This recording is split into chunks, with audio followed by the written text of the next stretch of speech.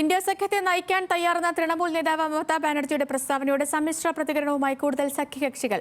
മമതയുടെ പരാമർശം നല്ല തമാശയെന്ന് കോൺഗ്രസ് പ്രതികരിച്ചപ്പോൾ എൻസിപി മമതയെ പിന്തുണച്ചാണ് സംസാരിച്ചത്. മമതയുടെ ആവശ്യത്തെ കോൺഗ്രസ് പരിഹസിച്ചത് സഖ്യത്തിലെ ഭിന്നത പ്രകടമാക്കി. തിരഞ്ഞെടുപ്പുകളിലെ തോൽവി, പാർലമെന്റിലെ പ്രതിഷേധം, വിവിധ പ്രാദേശിക പാർട്ടികളിൽ നിന്നുള്ള അതൃപ്തി എന്നിവ ഇന്ത്യ സഖ്യത്തെ പ്രതിസന്ധിയിലാക്കുന്നതായി റിപ്പോർട്ടുകൾ. താൻ സഖ്യത്തെ നയിക്കാൻ തയ്യാറെന്ന മമതയുടെ പ്രസ്താവനയാണ് ഭിന്നത മറനീക്കി പുറത്തു കൊണ്ടുവന്നത്. സഖ്യത്തിന്റെ പ്രവർത്തനത്തിൽ അതൃപ്തിയുണ്ടെന്നും അവസരം നൽകിയാൽ നേതൃസ്ഥാനം ഏറ്റെടുത്ത് നല്ല രീതിയിൽ കൊണ്ടുപോകാമെന്നാണ് മമത പറഞ്ഞത്. ബംഗാളിൽ നിന്നുകൊണ്ട് സഖ്യത്തിന്റെ നേതൃത്വവും മുഖ്യമന്ത്രി സ്ഥാനവും കൊണ്ടുപോകാൻ തയ്യാർ മമത പറഞ്ഞു. എന്നാൽ തിരിച്ചടികളാൽ ഉലഞ്ഞു നിൽക്കുന്ന സഖ്യത്തെ മമതയുടെ പ്രസ്താവന കൂടുതൽ പ്രശ്നത്തിലാക്കി. മമതയെ എൻസിപി നേതാക്കളായ ശരത് പവാറും സുപ്രിയ സുലെയും പിന്തുണച്ചു.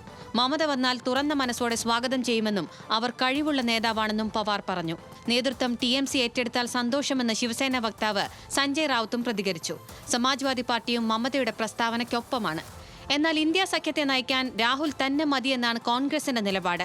മമതയുടെ പരാമർശം നല്ല തമാശയാണെന്നായിരുന്നു കോൺഗ്രസ് MP മാണിക്യം ടാഗോർ കഴിഞ്ഞ ദിവസം പ്രതികരിച്ചത്.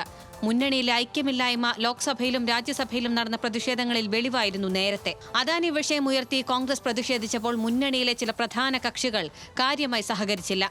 National desk, news Malayalam.